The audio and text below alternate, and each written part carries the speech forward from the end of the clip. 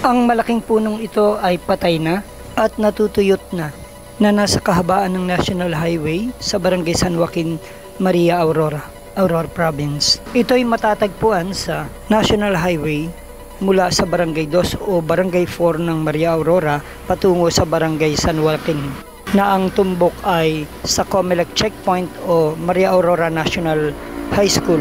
Ang punong ito na tuyo na at patay na ay pinangangambahan ng mga residente at mga motorista na sila ay mabagsakan. Dahil ang punong ito ay maaari nang bumagsak anumang oras. Maaari itong magdulot ng malalang pinsala o kamatayan sa mga motoristang dumaraan nang hindi nila namamalayan. Maaari nitong bagsakan ang mga naglalakad ng mga estudyante, ang mga motorsiklo o mga sasakyan na ikasisira ng mga ito at ikamamatay ng mga tao, ng mga motorista, o maaaring mabangga ng kanilang mga sasakyan at magdulot ng disgrasya.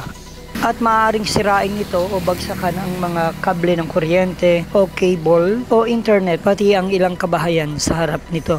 Sangayon sa pananalagsik ng NSK TV channel, ang punong ito na patay na at tuyot na ay nasa loob ng compound ng lupain ng mga Guerrero, isang pribadong lupa. Kung kaya't ipinananawagan nila ito sa mga kinauukulan, lalo na sa mga barangay officials ng Barangay San Joaquin o sa may-ari ng lupa, sa DPWH o sa munisipyo ng Bayan ng Maria Aurora, na ito ay mapagtuunan ng pansin at magawan ng agarang aksyon upang hindi na makadisgrasya ng buhay at ari-arian.